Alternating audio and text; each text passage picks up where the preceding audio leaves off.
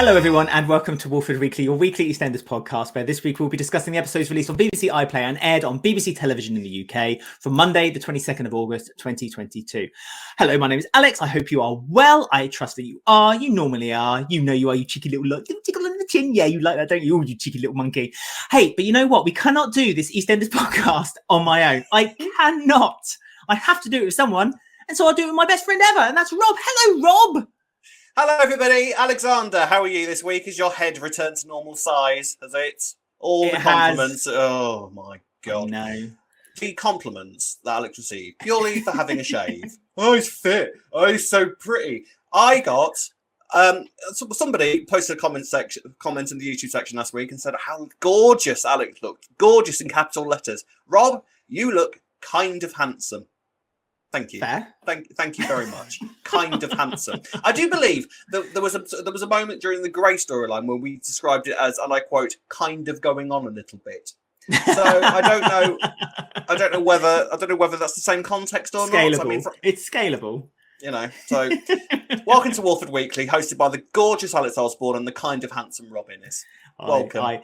I mean, I've let my beard grow through a little bit today, so you can't see my chiseled looks quite so much. But, you know, if you are watching, I hope you guys are enjoying the show, watching it on YouTube. Don't forget you can watch us on YouTube. Just search Walford Weekly Podcast. But if you prefer to hear us in your ears, because you don't want to see that ugly mug next to you, then just go to double chins. Spotify, Apple Podcasts, Podbean, or any of your favourite podcast apps, and you can find us there as well. Right, so Rob, what a busy week we've had. So first of all, busy old week, not just on the Slope of EastEnders, but also on our Twitter. Yes. We asked on our poll this week or last week, we asked our friends on Twitter, what if? Imagine this scenario. Callum the craziness of it, and maybe had a date with Felix. There seemed to be a spark outside the cafe, didn't there? But would that break Ben's heart? Is it time for Ballum to move on? So, you know, there was a reaction to it on Twitter this week. Thank you to everyone who voted, by the way. Let's just say, you didn't disappoint. You did exactly what we thought you'd do. Exactly what we wanted. Thank you. I predicted that, I don't know if I did this off air or on air, but I predicted that it would be 90% Ben, 10% Felix. It didn't quite lean that far ahead. No. It was 59% Ben and 41% for Felix. That's quite, I mean, we didn't expect anything else other than Ben to win. That's 41% for Felix. That's higher than I thought it would be. How many votes were there? Hundreds. Oh, there was 474 votes. So a lot of people got involved as well. So that's why I say thank you to everyone who did vote for us. But don't forget, this is this is just a little Twitter poll. It means nothing in the grand scheme of things. Really nothing at all. It really doesn't. But it's just a bit of fun. So much for your entertainment this week. There's a GIF online of the Simpsons movie, you know, where there's that GIF of the townsfolk all kind of with their phone and the camera approaching with flaming torches, and the camera sweeps through them, and you can see all their faces. Imagine, if you would, dear listener and viewer, that GIF, but all the yellow faces of the Simpsons folk replaced by badly captured photos of Max Baldwin and Tony Clay. That's been our lives this week. Do you want to hear some of the comments? Please. Right, Ryan G. Soap King 11 said, I think Ballum might get back together eventually, but they need to work on the cracks in their marriage first. It's severely damaged and the trust and communication is gone. Callum needs to face responsibility for his mistakes in this relationship. We also got at Lloyd to Scully.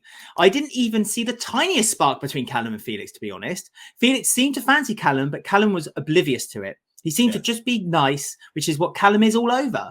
Those two don't seem too compatible for me. Fair enough. And at Orville Lloyd said, I wish there was a third choice of Callum dating someone else other than Felix. I think putting Felix and Callum together is too predictable. It would be nice to see Callum with someone completely new. So there you go. Everyone can sigh and breathe an air of relief. It's not like we just released this poll on Facebook. We didn't throw it into an echo chamber. All we did was post a podcast with the hashtag EastEnders. That throws it out into the universe. That's all that happened. We discussed it on the podcast. We both said, well, you could look for one way, you could look the other. But it was great fun. And as I say, we are not. Thank you so much. We are not the gatekeepers of the soap, nor of anyone's opinions. If you have a different opinion to us, go ahead. I might look like Hagrid, but I ain't a gatekeeper. It's fine. Hey, but you know what? I had so much fun last week with the poll. I reckon we should do another one this week. Oh, yes. All right. And so if you go to our Twitter, which is at Walford Weekly, you will find the poll, which will be posted at the same time as the episode has been released. And this week I'm asking you, which side character, which kind of extra should get a main storyline. Oh, now Chris Crenshaw has taken over. Nice. Because so should it be Shrimpy? Should it be Tracy? Should it be Marie? Or should it be Winston? And I want to put my flag on the stake right now, and I'm going to say Winston 100% because I think the other not Winston, sorry, Marie 100%. Because I think the other three sorry, Winston. 3 seconds of excitement in your life there. Sorry about that. But Winston's already had a storyline. He had to kind of cut his hair off for Nick Cotton. That hard-hitting storyline. His hair off in the 80s. Yeah, fantastic. Shrimpy's had many storylines in the past. He's had his storyline in the early 90s. And Tracy had that storyline when she picked up the phone and it was Kathy on the other end of it. Those were great scenes. All the promo photos that were released of Tracy that week. Do you remember? She was everywhere. That was a great week. Love that. Who would you like to see extra story? I take Winston, by the way. You're saying that he didn't really have one. No, at all. I'd like to see all of them. I think it's only fair when the actors have given so much of their lives doing not a huge amount on screen. Bless them, and they do it brilliantly. By the way, that's not supposed to be talking it down because actually, the sort of things that Tracy and Shrimpy do, and Marie do, and Winston do on screen are just sort of being there in the background and making the community feel alive. Fantastic. Yeah. I remember an interview with Danny Dyer, and he was talking about Tracy and said that the actress Jane, I can't remember her name, who's been there since day one, by the way, and she's so good at just making herself look busy behind the bar and just making it all seem natural. She's an expert at it. But I love it when Tracy gets some scenes. I do love it when Tracy gets some scenes. Yeah, and the last really big thing I remember Shrimpy doing was he had his hat nicked a few weeks ago, didn't he? But I also remember him snogging Roxy. Do you remember? He had a bit of a thing with Roxy at one point. I do, yes, I do vaguely remember that. Yeah, because they do that stuff. Because they did that with Tracy as well. She slept with Dennis, didn't she? Or it was insinuated she slept with Dennis. I tell you what, though, it's just reminding me. There's a video on our YouTube channel about 10 things Tracy would like to say about herself but can't. And I'll put the little link now on the screen where it is appearing up there. Watch our podcast first and then go to that video because it's a great video. It's 10 facts about Tracy. So watch this first. No. Yeah. This is before Rob was even known. This is before he was an inkling in our eye. Exactly. He was a big baby, old Rob. Well, because you're not born till now. You're so lucky that you're in Scotland and I can't reach you. You do a boosh in the killer. Anyway. So yes, get to our Twitter. And then break my hand with your chiseled jaw. Ow, it's so hard. Diamond. We'll break it. Oh yeah, really chiseled. And comment also why you would like that character to get a part, and maybe a story that you'd like to attach to them as well. But anyway, talking of stories, let's talk about the stories that happened this week on EastEnders. Let's talk Enders. So we are starting this week with Linda's story, and she received her letter and her court case date, which is next week. And she's pretty sure that she's going down, but Mick's come up with a revelation, that is that there was a phone call made at some point. And if they can just trace those phone call records, they can find out who the phone call was to and when it was made. And they did. They found out it was sent to the Vic. And but then there's lots of people who work in the Vic, and so not one finger could be pointed at anyone in particular, although Sharon did pipe up and said that she's pretty sure that Janine did take the phone call, but then she kind of swerved her way out of it, didn't she? Well, I mean, to be fair, I think it would have been fairly, I can't quite remember, I do remember Sharon saw Janine on the phone, but at the same time, as far as I can't remember exactly what she saw, because she could have just seen Janine answering the phone at the Vic, which rings quite a lot. You know, so it seems like it would have been relatively easy for Janine to get out of that, in all fairness. But doesn't Sharon, she knows that Janine was there at the site. She doesn't know. I don't think she knows Janine was there at the. No, she doesn't know Janine was there at the site. She knows that she knows all about sort of the money and the fact that Janine stole the money, and she knows and promised to keep that a secret because reasons. I can't remember why at the moment. She said she was going to get her in prison, didn't she, or tell the police about something like that. Yeah. Something like that. Yeah, because Janine was threatening to sort of get Linda arrested anyway. Seems the police are saving her the problems because, as you say, her court case is on Monday. Very short notice, I thought. But she got the letter on like Wednesday or Thursday. It was like, by the way, your court thing's on in 5 days' time. 5 days, yeah. Get yourself a lawyer. But I'm working. I can't do that. I'm on holiday that day. I can't come, I'm afraid. Got a hair appointment.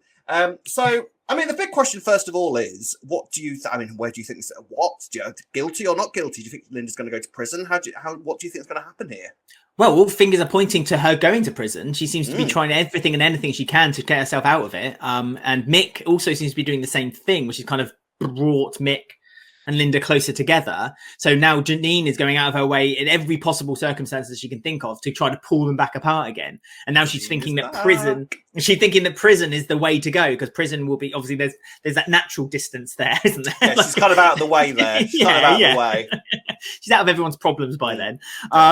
So kind of Janine's kind of going out of her way to kind of find a way of getting her convicted. I do love the fact that she's kind of got this image that everyone in Albert Square loves Linda but hates her, and like I mean, to be fair, it's not far off. It's not that far off, really, is it? I don't think Janine could really list a huge amount of people that she gets on with, especially including the people that she effectively lives with. They're not that fond of her, really. I do like this though, because Janine is back in scheming mode again, and she's sort of she's doing that whole thing, isn't she? Like swan above water, kind of gracefully, and then kind of kicking like crazy underneath the surface of the water, trying to keep herself afloat. And yes, Mick, I think Mick's suspicious. I'm going to throw this out there right away. I think Mick is suspicious. I think Mick is going to do this thing where he sort of keeps his suspicions to himself, because I think he naturally trusts Linda more. No more evidence in the fact that Linda and Mick very nearly had a kiss this week as well. Yes.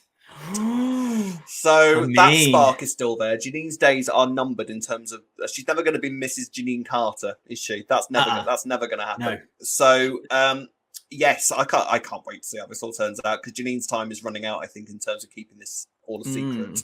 What's Janine going to do, though? I mean, we're probably looking quite far into the future by asking this question, but what do you think Janine's going to do to keep Mick? Because, you know, everything she's tried hasn't really worked. And Linda and Mick, as you say, are inevitably heading that road where they're getting back together again. Well, yeah, well, the thing is, Mick isn't exactly being subtle with the fact that he clearly, at the very least, deeply cares for Linda still. Because, you know, whenever she needed help this week, Mick was there with his cape, like ran into a phone box, got changed, and all of a sudden was Super Mick running towards Linda and helping him in any way he could. And Janine has noticed this and has spent a lot of the week sort of just glaring at Linda and kind of just pouting and being all annoyed. And now she's pulled in Jada, because we should speak about, because actually, if you think about it, all the stories really connected this week with Jada, because Linda ended up firing Jada from the salon this week, and I completely forgot that Linda had anything to do with that salon. I was going, why is Linda sacking Jada from the salon? I forgot about all that. Every time they go to the salon, I just think like that salon is just can't be making money. But Linda owns half of that, so they're just pouring money into bad money all the time. Poor old Denise gets cancellations left, right, and centre every week. Denise always uses the line, "Well, I've had a cancellation." I had a cancellation. What, of your one appointment? Of course you have. Of course you have. It's very empty, that salon, bless it. But yeah, so she ends up sacking Jada. So Jada, at one point, is kind of just like instantly full of revenge, and then Janine sort of notices, and then kind of tries to pull Jada in. I don't know what exactly she's planning with Jada. I can't say I haven't got a clue actually what she might be planning with Jada, but something is afoot in Janine's devious little mind. Yeah, I wonder, because obviously at the end of the week, we'll talk about Jada's story in a moment. But Jada does. Jada and Linda have that conversation. Jada applies for a job, gets upset where they kind of reject her. Linda overhears it and then realizes, like, you know, she already knew that Stuart had given her the drugs. Yeah. She was defending Stuart. And so gave her job back. And I just thought there was that lovely scene. So Jada's decided to come back and go against Janine. Do you think Janine's going to find something about Jada that would then make her then say, as a blackmail, you have to now help me with Linda? Yeah, I was thinking that. And I wonder if the blackmail was something to do with Elisa. And perhaps it's not Dennis's baby after all, because we know that Jada. You hope. well, no, just not for any other reason other than we know Jada's leaving, and Jada will be leaving with Elisa, and it just feels like such a. You think that Sharon would try to keep hold of Elisa, so that would be kind of the news, the big bombshell that would probably make Sharon kind of be like, Okay, bye. Rather than try to keep hold of her. Yeah, I mean, I have to say, this week, Jada, it's a shame. I have to say, because Jada really impressed me this week in terms of her character, because she's grown up a lot in quite a few months. This is not the same girl that was sort of doing dancing in a park. This is, Jada this week showed that she's completely capable of independent decisions, whether people around her agree with it or not. Her morals are quite sort of solid. I'm not grassing Stuart up. He might be a drug addict, but he's clearly got his problems. Nothing to do with anyone else. No, I'm not grassing him up. Fair play to her, I say. I like that. I think it's a shame we're losing Jada. And something about her just screams EastEnders to me. I think she just slotted in really well. I like her a lot. I agree with you. I wish it's such a shame because after this week, it's made me want Jada to stay. I really want Jada to stay now. They've really shown that actually the actress could have done more, and it's a shame that she wasn't really given the opportunity to.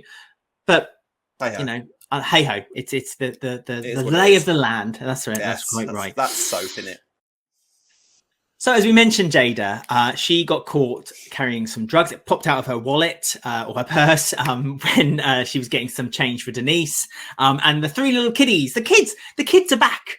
Amy, Lily, Denzel, and Nugget. They wanted money to go to the cinema. They kind of raised money by going to lots of different people around the square, went to the allotments because that's where you hang out nowadays. And Amy, kind of to look cool and hard in front of her Denzel, took half a pill. And in every soap, well, as I say, in every soap, everything, they can't just let someone have a good time on drugs. The drugs are bad, Alex. Alcohol, fine, absolutely fine. Except drink to your heart's content. Well, not even that, because then otherwise you're an alcoholic. That's true. Unless you're Shirley, and then you're just a bit angry. And then you're just Shirley. But so they did the kind of classic trope where someone's taking a drugs put them in hospital. Jack got very upset and started to, and Martin as well started shouting accusations to everyone. First of all, they said it was Denzel. Harry and Kim kind of defended Denzel, but then Lily then confessed in front of Eve that it was Jade. They got the drugs from Jada, and then Jada eventually admitted that she got them from Stuart, which is the story we'll be talking about after this one. I mean, it's nice to see. It was nice to see the young-uns, as I always say, to have the younger cast being involved in a storyline. Kind of a typical storyline again. Last week I said that they kind of, they did a social media one. This week is drugs, but it's nice to see it. I mean, I don't mind this at all. I mean, it went, like you say, in a fairly predictable direction. Of course, one of them was going to go in hospital with having these drugs, and the drugs did do a little bit of a sort of musical chairs around. It would have been far easier, surely, for Jada just to have chucked them in the nearest bin. And then, some other, they would have become someone else's problem. Mind you, then Lily probably would just pull them out of the bin. What's this? So either way. It was perfectly fine. Now, the direction this is all going in, by the way, with the kids, I'm seeing a bit of a love triangle occurring pretty soon with Amy and Denzel and Lily, which I don't mind. That's a nice classic little story for teenagers to have. So I look forward to seeing kind of where that's going to go. I like these kids. I like this kid group. I'm glad Amy's fine. She kind of just passed out for a few hours and then I'm glad she's not dead.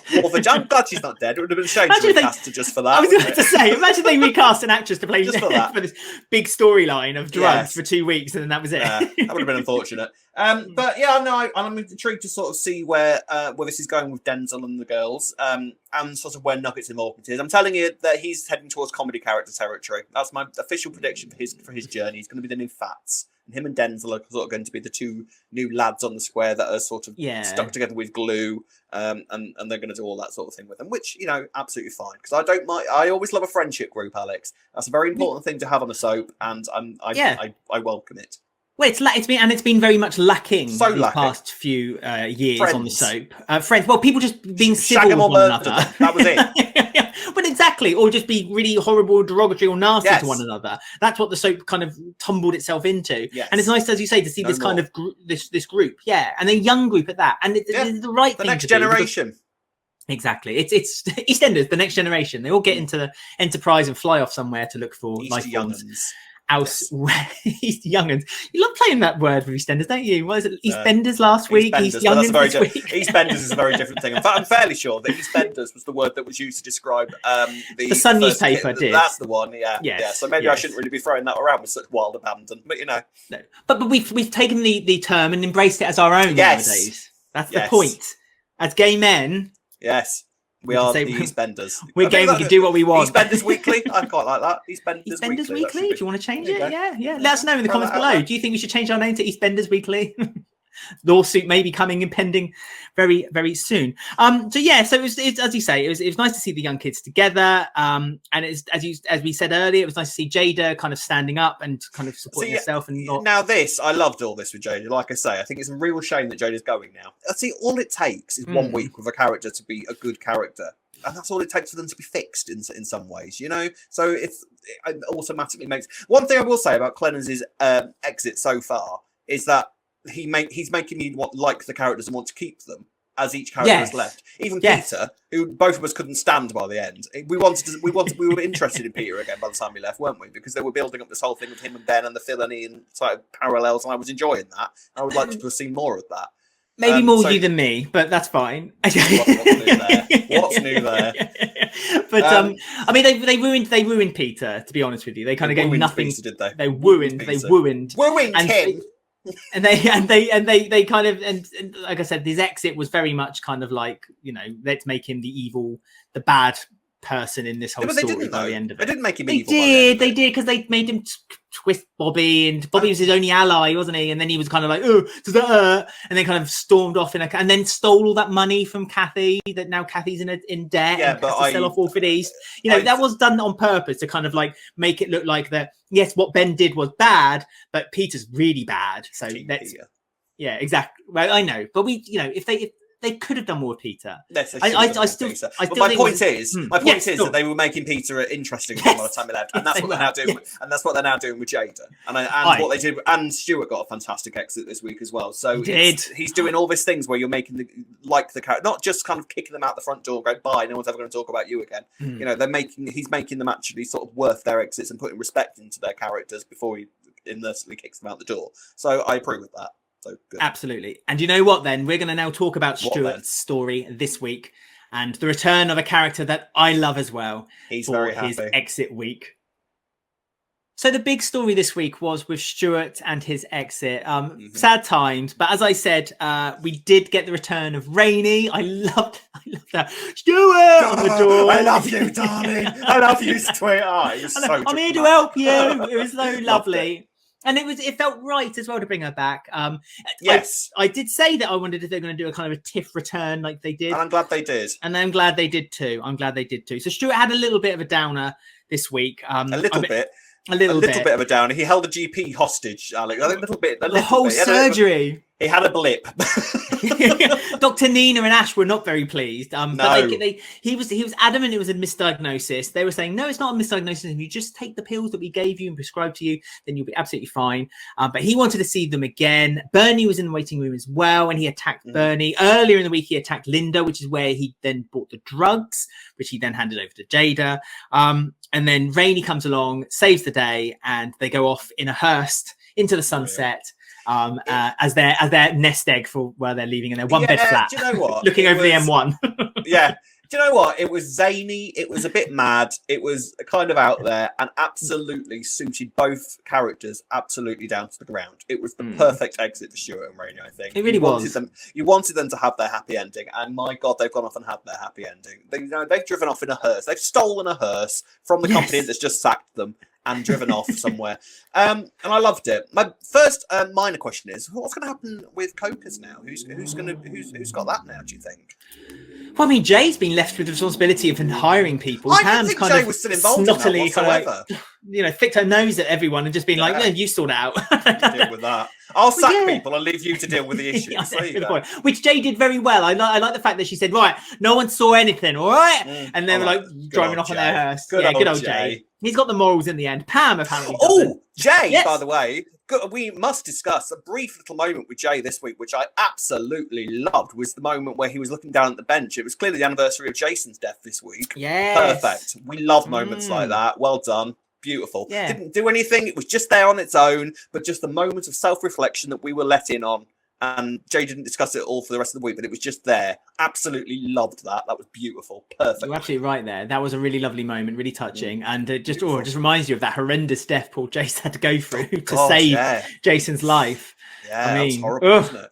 awful times. Poor But that's the classic era. Perhaps we'll discuss that another day. But it was a good story, that. But I agree with you. It was lovely. I love it when they do little reflections like that. I remember when they cheers to Pauline and Peter's birthday a couple of years ago. Just reminds you of the history of it, doesn't it? And makes you remember and kind of makes you think that it's all right, it's okay again now. You know, the characters, we know what we're doing now. It's like, we remember the history of the show. We know stuff now. It's fine. So good. We like that. We haven't retconned that just yet. No. It's alive! Surprise! Recast. But yeah, no, it's. I mean, so many lovely scenes with Stuart this week. Go on. Stuart and Bernie in the GP surgery, where Bernie literally just painfully cries in front of him. Can we be giving Claire Norris some more material, please? Thank you very much. Oh, he was very good this week. Look at what Claire Norris can do. Come on, Claire Norris, come on. Bless her. She can do so much more. And excellent. I wish they would explore more about Bernie and her sexuality. I feel like they've still not explored that yet. Where's Molly? Where's Molly gone?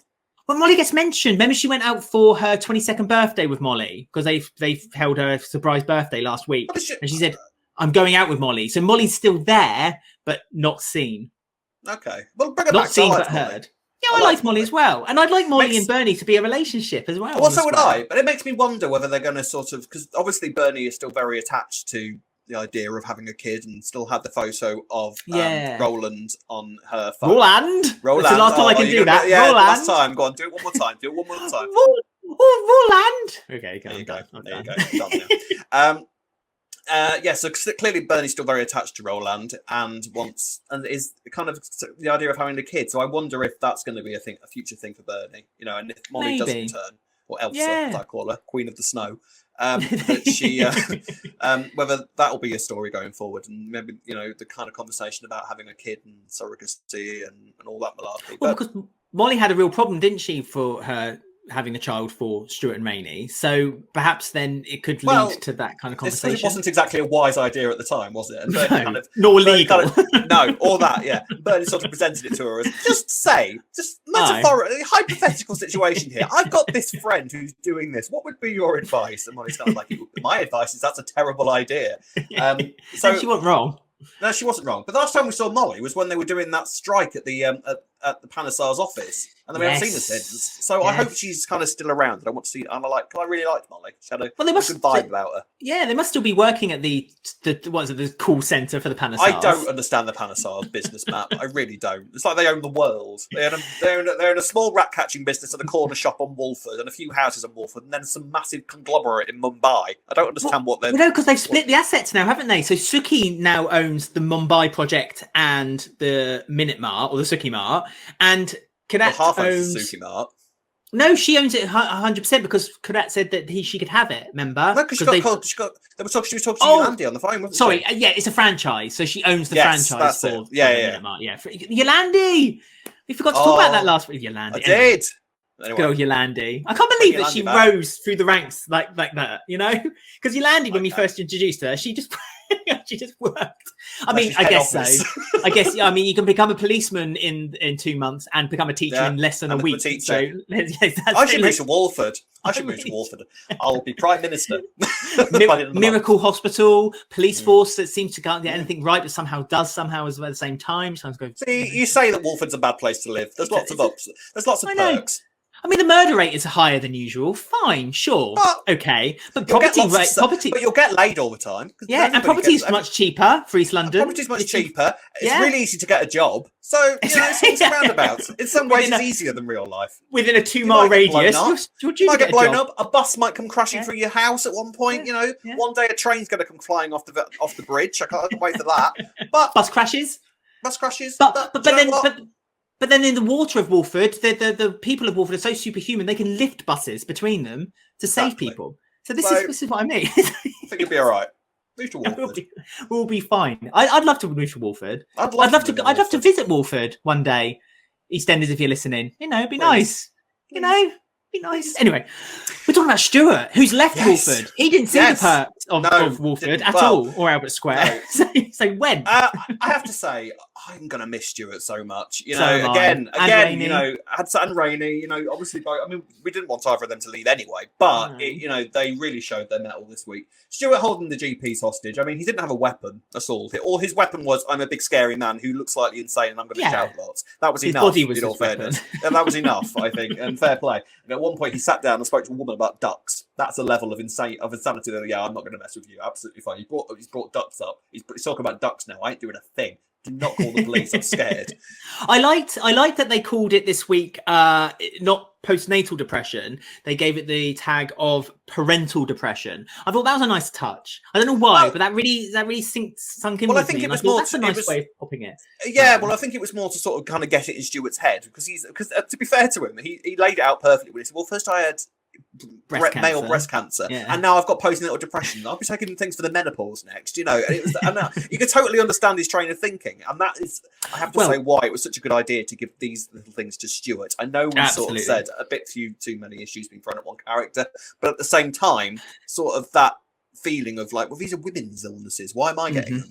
Stuart is the perfect sort of character to kind of have that reaction to it. Thick and fast. And I mean, we did say there was a lot coming to Stuart at once, but we thought this was going to be a long-term thing. It turned out not being quite a long-term thing, but I mean, it's the writing's on the wall. It's happened now. But talking about like Stuart getting upset about like having, quote, women's problems. Also, Vi didn't help matters when she was trying to encourage him to take his depression pills and then say, you can come to bingo with me. You can come to bingo with me and talk with the girls and we can chat with the girls. And it was like, that's not helping with Stuart and his problem right now. Completely the opposite of what I need right now. Vi's staying. Vi's staying. There's an email. I suggest everyone keep to the end of the show for I don't want to gossip because someone sent us an email about Vi staying and a very interesting suggestion of what she could do when she's staying. So we'll be talking about that on I want to gossip. At the end. I am delighted because I'm the only Vi fan in the world, and Glennis has done that for me. Thank you very much. Of course he has. Of course he has. I mean, you know, someone has to keep Callum on the no pun intended straight and narrow. So you know, she needs to kind of like help him out, perhaps still. But it's so strange that Vi is staying and Stuart's leaving. Makes perfect sense. Yeah, makes perfect sense. Great character. Oh my goodness. Well, I don't know. Where is she going to go from here? Because is she just going to be knocking around the Coker's flat on her own now? But they can't say the Coker's flat. Yeah, but so where is she going to live? The flat is a perk for working in the funeral parlour. So is she now going to move in with Jay and Callum? That's what yes, exactly. Oh God. Vi and Callum living under one roof. Do you think she's going to be a bit like when Abby lived with all the boys in the place, and she can't start putting post-it notes on the cupboard and like, this is mine. Bring it on. So do you think that's going to happen? Bring it on. Cannot wait. Perfect. So we said about Rainie's return. Rainie did come back for a couple of episodes. I was super pleased to see her. I mean, you know me, I love the actress. I love her so much. Tanya Franks is just a hero in my eyes, and I would honestly have her on the show with or without Stuart. But with Stuart, I just think it worked really well. She could have quite happily lived on the square for a while. Yeah. I would have absolutely loved them to really sort of go a bit further into that. And imagine Cora and Stuart met. That would have been a great few scenes, wouldn't it? Yeah. And then Cora and Vi versus each other would have been relatively interesting as well, you know. So it writes itself. I have to say, you know, as much as we sort of love the Clennis era so far, some wasted opportunities there, I have to say, because I think getting rid of Stuart feels like a bit of a mistake at this point, just because he was so good this week. Yeah, there was, you know, that whole scene with him holding up the GPs. There was moments in that where a lesser actor could have made that look quite rubbish in some ways, and he absolutely sold it. And Stuart is such a unique character in that way. And the thing is about Stuart, like, there are so many different directions you can take a character like Stuart in, because we know he's capable of complete and utter insanity. You know, I like the fact that even though, you know, all the stuff with Linda when he came in and was just a pure villain, all of that has never really been forgotten. It's not like they completely rewrote the character. They just sort of massively toned him down and turned him into more of a human being. The one thing that we will never know, however, it seems, is whether Stuart killed Dylan Box. We're never going to find out the answer to that. Why? I want to know what happened to Dylan Box. We're never going to know the answers to Dylan Box or what happened to Dylan Box. Do you know what I would love? I would absolutely love to see, and that is just one day, just you see a scene on the market, And you see Mick kind of walking through the market going, oi, aye. And he kind of turns around and you just see Dylan Box. You see Dylan Box. Is that your Mick impression? What? And you see Dylan Box kind of walking past, like between a couple of stalls. And Mick kind of doesn't acknowledge it more than just a kind of like a...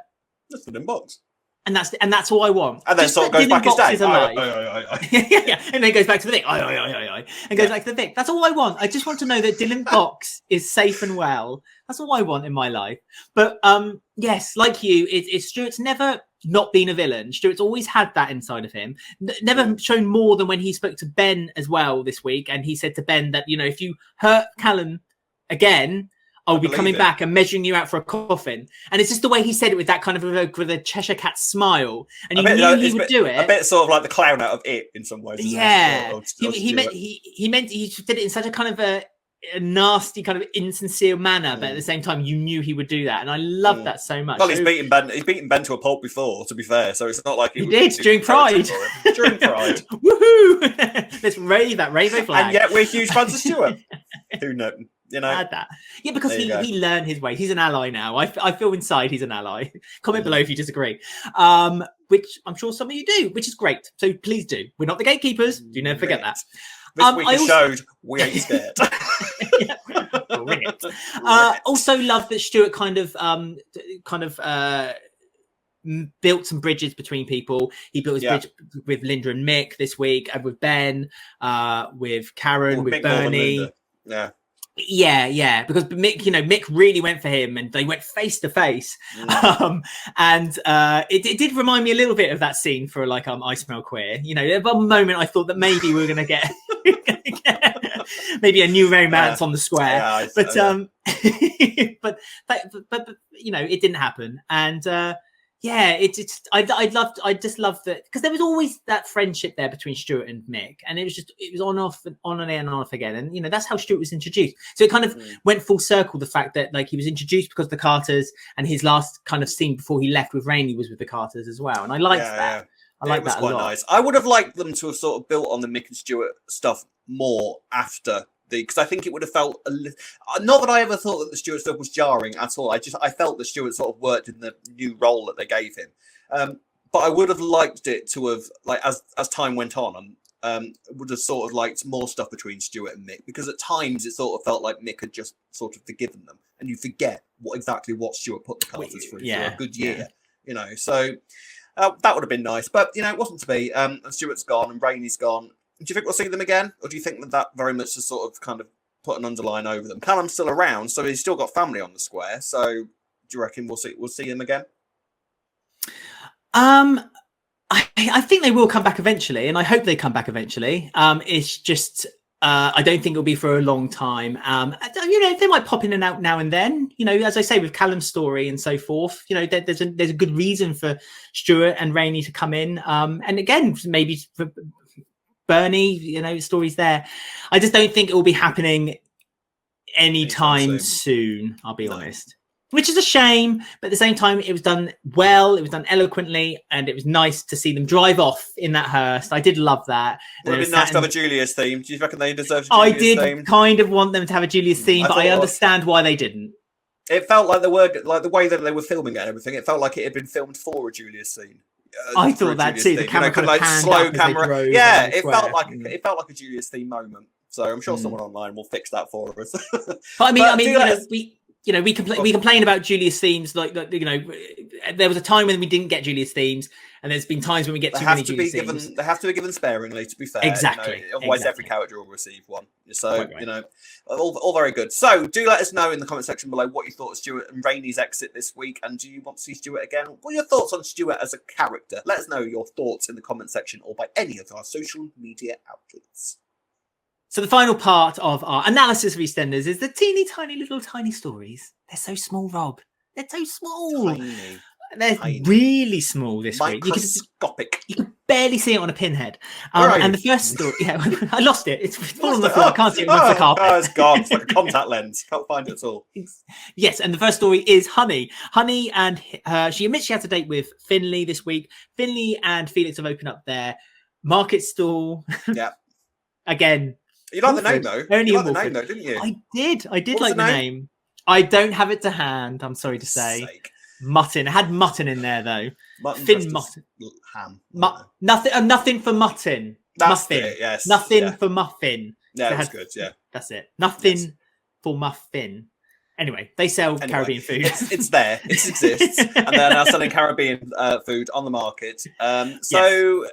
This whole thing, like, do you reckon there's going to be a bit of a rivalry on the market now with Stacey's back? But they're very different food types, aren't they? Like, you go for Stacey's, you go to Stacey's for like your breakfast, and then maybe you'd go across because they've had curries and stuff on the market before, didn't they? The Masood's had a stall. Masala Masood, didn't they? So it's not like it's a new thing for the market, so that's nice. It's not. Although I remember when they opened Masala Masood, and there was a storyline of them having to clean their kitchen so they could get a food hygiene license. Yes, I remember. No longer applies. Where are they cooking this food? Where are they cooking all this food? Over a sewer, which they've lit with leaves, and that's where they cook it. And they've just got hog roast that they just rotate every now and then. One side's still raw, and the bottom is well cooked. But anyway, Billy's showing him the ways of how to work in the market. This is lovely. Market. I love market stall scenes. I love I like the banter of the market scenes. The market, you forget how important the market is to the show.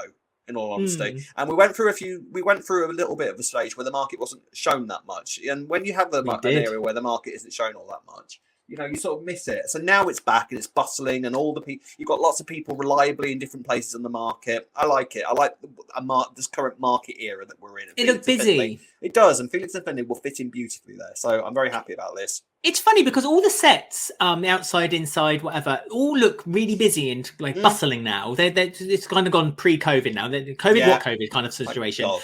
But the Vic still feels really empty, and I don't get why. And I can't put my finger on why it feels that way. Is the Vic set bigger? It feels a little wider than it used to be. Maybe it's like when Linda went storming into the Vic this week, crying. Like there was no reaction from anyone else in the Vic. They're used to it with Linda, aren't they? Oh, that's true. Oh, here she comes. But can you figure out? I don't know. No, I didn't notice it particularly. In fact, actually, I thought the Vic started looking busier recently. Oh, really? Yeah, so there we go. Me then. It's weird, isn't it? We don't know what we're talking about. But yes, so that's all happening this week. Not much to report. Just sort of Billy and Finley, just sort of making a bit of a relationship, really maturely written for Billy, I think, where, the obvious thing would have been for Billy and Finley to sort of instantly be rivals because he had a bit of a thing for Honey, but they haven't gone down that route. Finley and Billy have absolutely instantly got on, and Billy has decided to be the adult, which it feels like Billy wouldn't have done that once upon a time. And sort of like, this is the way the market stall works, and he stuck up for him with Mr. Lister, and I liked it. I really liked it. Also talking about the market, I kind of hope that Mr. Lister is sort of around to stay as a sort of background guest. I like Mr. Lister. I like it. He's fun. The voice of Double Dare. Yeah, I like all that thing where he's going to kind of come in and cause issues every now and again, because presumably he's always been there all this time, but we just never seen him. So I quite like the idea of him just being there. Yeah. Well, he's kind of like he's above Honey, isn't he? Yeah. So Honey kind of works in the market. Because doesn't he look after lots of different markets, but he's kind of got a thing for Honey, hasn't he? So he's kind of like sticking around Walford market. He's kind of like made that his main turn. Yeah. But we've also seen him just sort of chilling out and drinking in the Vic, so I quite booing. Booing. Sat there with the lads. Boo! Rubbish. So random, wasn't it? Me watching EastEnders a year ago. Boo! But it's but I like him. I hope he continues with this role. I don't think he necessarily needs to become like a main player. I'm not saying next phone with a Vic. I'm looking at you, Mr. Lister. But I quite like the role that he's got, and sort of he can kind of come and go as and when it's needed. So that's nice. And that was about it, really. And then the other story for this week, very briefly, was Ben and Callum. Callum basically implying that he would, whatever happens between them, he will support Ben for whatever he's going through. And Ben's sort of just like, I don't know, I'm not ready for anything. So we're just sort of waiting for the next stage of that to really go on, aren't we? See what happens with the police. And I have a feeling my feeling is, by the way, with the Ben reporting it to the police thing, because we were talking last week about the fact that obviously Ben hasn't helped himself in the regards of reporting Lewis. He has now reported him, but Lewis has got so much against him. The fact, the Walford attacker, and the fact that he kidnapped him and held a gun to his head. That's not going to look great for Ben. My thinking is, because you remember that Phil went to see Keeble at one point, and actually I didn't give enough credit for that scene, because actually it showed that Phil was prepared to go to the police before we started waving guns around and all that kind of thing. So I think credit where credit's due on that front. Well, To be fair, Phil didn't want anything. Phil didn't want any shenanigans. It was Sam. Right at Sam's door. Sam did everything, and Phil kind of then joined in with it later. Yeah. Always like persuaded like a child. You know what? Actually, I know what I'm doing here. Let's go. Go on, then. But I think credit where credit's due on that front. But what I think might happen, this is a prediction, not a spoiler. But what I think might happen is that Keeble is going to mess up somewhere along the way in this big old plan that she's got with Phil. And Phil will be able to turn the tables on her and say, right, I'm bringing you down unless you get this guy sent to prison. So then Keeble will make some evidence appear. Because at the moment, I don't think even Richie can get them out of that. So no, but I mean, what are they going to really do this story? Because we know the actor who played Lewis he's done for now. He's finished. He's done for now. But until they decide to bring back a court case, it seems like they could have just killed him off, couldn't they? I just feel like if they were going to do anything. Him? Yeah, but I feel like if they were going to do anything, they would have done it. You know what I mean? They would have. If the story would be done in the next kind of month or so. I'm not convinced. I think we haven't seen the end of it, and I think we might see Lewis one last time in some sort of legal scenario with in a scone. Maybe. But it sounds to me like they're going down a little bit of a court case route at some point. Okay. Which I love a court case scene. Yeah. I certainly didn't think that that's where this storyline was going. So if that's what happens, then absolutely fair play, and show actually that if you're going to do this sort of story, then show all the legal implications of it and show a court case and show what goes on in a court case. So we'll see what happens, but not bad stuff at all. And that was this week's Enders. Yes, I thought actually a very good week. I love Stuart's exit. I thought it was absolutely perfect for them. Sad to see them go. There's a lot of stuff, with all the exits and stuff coming up. They've all really kind of been like characters that I'm gonna miss by the time it actually gets to their exits. I think so. Good stuff. Good stuff indeed. And we have 3 emails apparently this week, and I don't know what any of them say because Alex is keeping it a secret. He's a tease like that. But we shall read them now, and all will be revealed on this week's I Ain't Want to Gossip. You know me, I ain't want to gossip. So, as Rob previously said, we will be reading out your emails that you sent to us this week. Thank you so much. We're getting so many sent to us. So I just want to thank everyone who sends us their emails. Details will be either scrolling on the bottom of the screen right now or at the end of the show. Both. Why not both? But. Some news came in after we recorded the podcast last week. Well, actually, it came in before we did it, but we forgot to talk about it. And also, we want to talk about the flashback episode that is coming out on the 5th of September. Sorry, is it the 5th? The 5th of September. Yes, the same day as our new Prime Minister will be announced. So that's good to know, isn't it? Take the rough with the smooth. It's done just to cheer me up.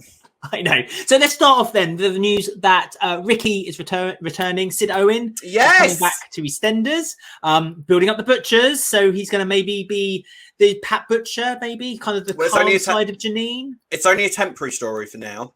Ricky's coming back for a storyline that's going to be around Janine and Sam.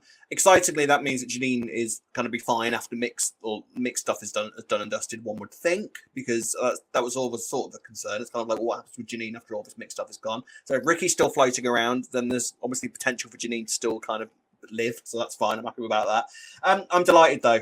I really, really like Ricky. He's been missed. Same. I have to say, the 2008 episodes that I was watching that BBC iPlayer released, Ricky obviously is kind of around then with Bianca, and you forget how good Ricky is as a character. I really like Ricky, and I'm really pleased that they're kind of bringing him back, and I hope that he comes back with something more permanent in the future. It would be nice for him to get maybe his relationship with Phil sort of restart that, because Phil has no friends whatsoever. Phil has no. Phil either shoots people or is related to them. That's about it for Phil. So it would be nice for that sort of that dynamic to be brought up again. Go on. Well, I was going to say, I wonder if they will, though, because I feel like Phil's kind of going in the direction of somewhere else. So, but then that could have all been tied up in a nice little bow, and then he comes back, and then but as you say, there's that history with Ricky and Phil. They're two friends together, for goodness sake. They did on the bridge on the service station of the M1 circular. So where now Rainie and Stuart live, perhaps the same bridge that they turn into flats. You never know. Hada circular. That's what they call me. And so but yeah, no, it's lovely to see toilet wall. Yes, it's lovely to see. Yeah, it's lovely to see Sid Owen coming back, and I do love Ricky, and I do love that they're kind of giving Janine something else to bounce off of rather than Mick's story. As you say, it kind of gives a little bit of hope that now there is more that can happen. But it also makes you wonder, why is he coming back? Is he coming back because Janine's done something very rotten, very bad, something very evil? And because Ricky always finds himself in that kind of situation. What have you done now, Janine? He does. He's always defending her. Because he was one of the first to find out about Barry's death, wasn't he? He was, sort of thing. And and then he was around during when Janine first came back after her fake marriage to the Jewish guy for that stint. So he was around for quite a lot of that. So yeah, Ricky is a great character to bring back, and I'm really happy he's coming back. Again, shows respect for the history of the show. So yeah, bring it on. It just makes me sad. One last point. It just makes me sad that Pat Butcher's dead. Because how nice would it have been if they both came back together? And I know what you're going to say. It's a certain era that did it, and they're very naughty for have done it. They were very naughty to have done it. They were very naughty to have done it. Just the Pat killer. But talking of history, how's that for a link? The flashback episode approaches. This is airing on the 5th of September. Which I do believe, I think I'm right in saying this, is the first episode where the box setting is finishing. So the flashback episode, I think, is the first sort of conventional, normal episode. See, I thought next week it was going back to conventional, but I'm not sure now. I should know this. I don't know, because it went on last week because of the European Championships or something. So I don't know if there's still more sport kicking off somewhere. I don't know, Tiddlywinks Championships or something. I don't know. I hope so. But I think there's one more week of box setting left. I think. I might be wrong. Do let us know in the comment section, which you will. You love it when we make mistakes. You're in there. You're in there quicker. Oh, you made a mistake there. Keep us honest. Yes. I cannot wait for this flashback episode. I'm so excited. Interestingly, the official EastEnders website releases kind of like a synopsis of the show and then the credits for that week, which is how I normally find out. Oh my god, Simon Ashton's writing an episode. How exciting. But for that week, which we'll call Flashback Week, even though it's really happening for one episode, for that week, they haven't released the credits at all on the website, which to me suggests... What are they hiding? Were you hiding? So that kind of suggests to me that something is gonna happen, or someone is... I don't know. So I'm very excited. I don't even know who the writer is for that week, and I want to know who's written the flashback episode, because that suggests to me that it's either going to be Darren Little, or Rob Gittins, or Simon Ashdown. Those are my three sort of... suspects for who might write for that week. So bring it on. But I'm very excited. Yeah. Start of September, effectively. 5th of September, flashback episode. Make sure you're watching it. I cannot wait. I'm very excited. It's always, yep. The 5th of September, when kids go back to school in England and Wales, kicking off. It's normally when EastEnders kicks off. Because we've been saying the summer months are normally very quiet. And it's not this year. No, Chris Clenshaw obviously had a point to prove, and he's been really going straight into it. We do. We love it, Clenners. So, 5th of September. I must say, I find it a little bit strange that they've done it as an episode for the 4 episodes. I thought it was going to be standalone. Yeah, and half an hour long as well. It seems like there's a lot to fit in half an hour. If you're going to talk about the Mitchells and their history and introduce Eric and whatever revelation is going to, because there's going to be some sort of revelation, isn't there? We're going to learn something apocalyptic about the Mitchells. Something big's going to happen. So it seems like a lot. I would like to know an hour-long episode for this. I'm not going to lie to you, because it seems like so much effort has been put in for this half hour of television of recasting everybody and sort of bringing in actors to play young versions of it and new sets and all that kind of thing. Kind of like, give it an hour. We could have stuck it on an hour on Sunday or something. Maybe it could have been a pilot episode. The Mitchells, new drama on BBC One. Oh God, we don't need in our lives. Okay, but so very exciting news coming to the square, right. And we got read some bloody emails. I will. So the first email is from Brandon. Hello, Brandon. Thank you for your email. And it says, "Hey, Alex. Gotta say, I love your latest video on this week's EastEnders. You and Rob never cease to make me smile with your banter and hilarious conversations. I do have a couple of questions to ask you, though, if you don't mind. My first question is, do you think that Ben's statements of becoming a better person are ever going to materialise? No. When Ben and Callum got married, just before Whitney ran Kat over with her car, Ben said to Phil, we can be better, Dad. And recently in a conversation with Phil, he said that he wanted to be better. It feels like empty words in what is supposed to feel like a powerful moment of change. Well, would you agree? And my last question, to you would be, do you think that Denzel is being set up to be quite dangerous, since the actor for Amy has been replaced with a 16-year-old and Denzel has already not really respected young girls' requests to take inappropriate pictures of her off the internet? Well, you've done this. Chelsea. You realise this. You've done this. You've thrown this into the universe, claiming that there's some horrific storyline coming for Amy. This is your fault. I feel it's a reasonable question.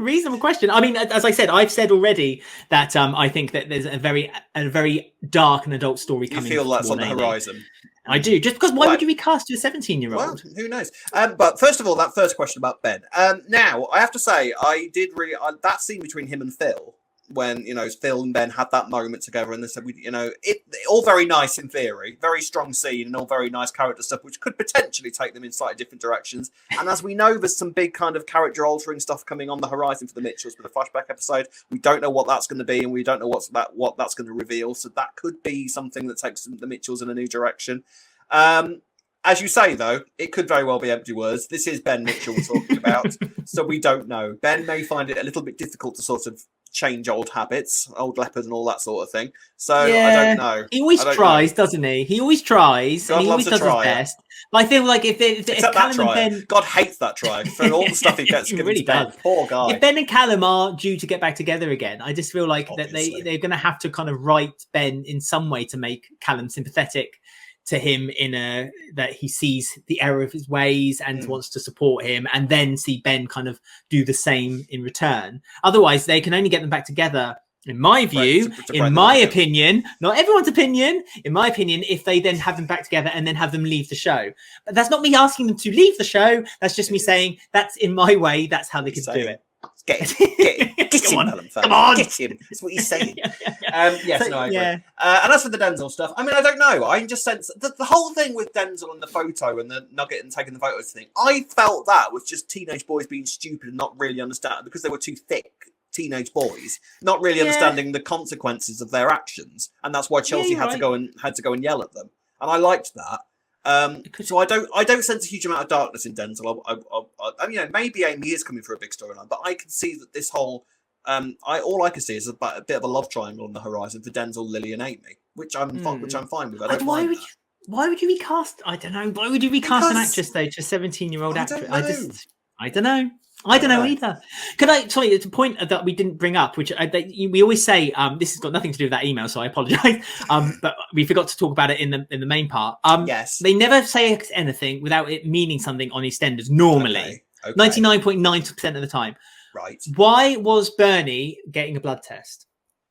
For her blood pressure. Because she needed to be in the surgery. Be in that scene. See, that's what Ben said as well, but I don't know. I feel like that's all she needed to be. Because she's been, we've seen Bernie with medical problems before, haven't we? So she's just going to get a checkup, and she needed to be in the surgery when that happened. I wondered if something. Take your tinfoil off your head, Alex. That's all. Removed it. It's beside me. There we go. Next email is from Operating Systems. Sorry, you didn't leave a name other than Operating Systems.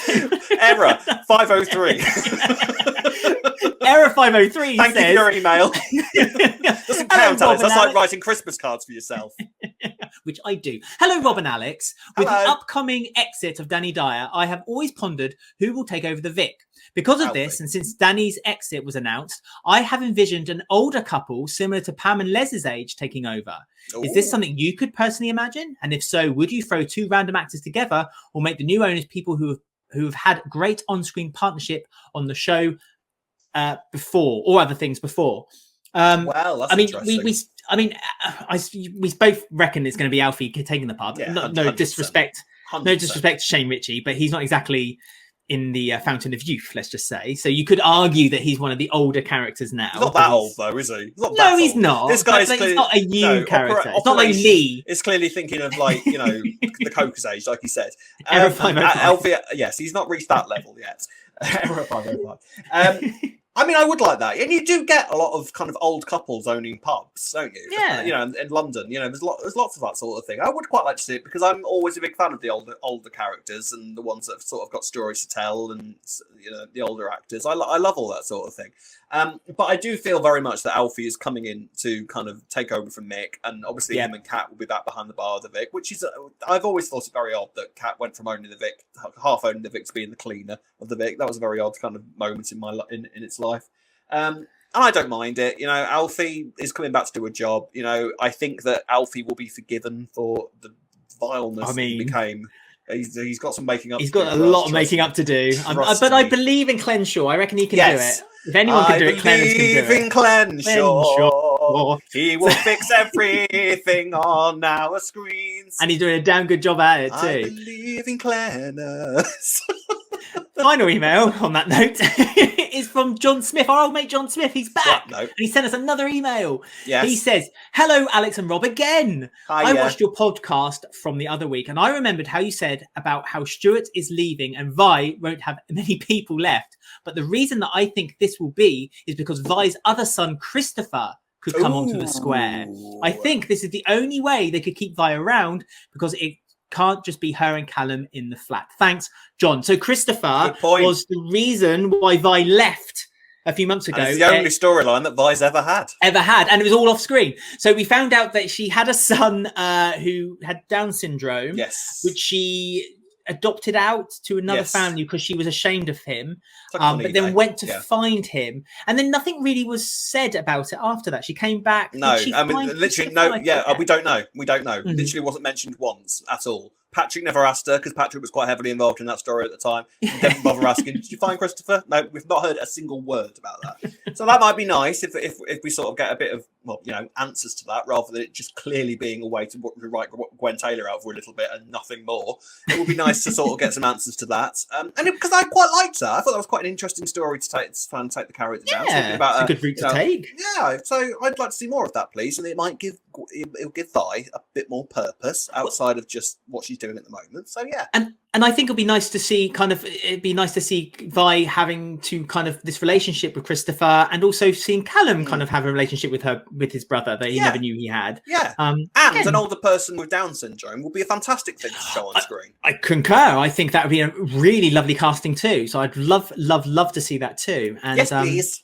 Yes, more of that, please. Yes, please. So, as you have heard, you can contact us on any of our social media outlets. Please do send us an email, as those three lovely people did. And you can do that by doing the following. You can find us on Twitter and Instagram at Walford Weekly. You can find us on Facebook at Walford Weekly Podcast. On YouTube, don't forget to like, subscribe, and click the bell to get notifications about all of our videos. And you can listen to us on Apple, Podbean, Spotify, or any of your favourite podcast sites. You can email us at robwalfordweekly@gmail.com or alexwalfordweekly@gmail.com. There we are then. Another week done and dusted, and I have loved every second of it next to this ugly human being that I share a screen with. You sweaty little man. Yes. So yes, thank you for joining us. Thank you for joining us. Hope you can join us again next week, where we're doing this all again. And I don't know why I've taken this part over, because this is normally what you do. So I'm not paying for the word. Go for it. Okay, fine. So it's goodbye from me. And it's goodbye from me. See you later, guys. Bye. Bye.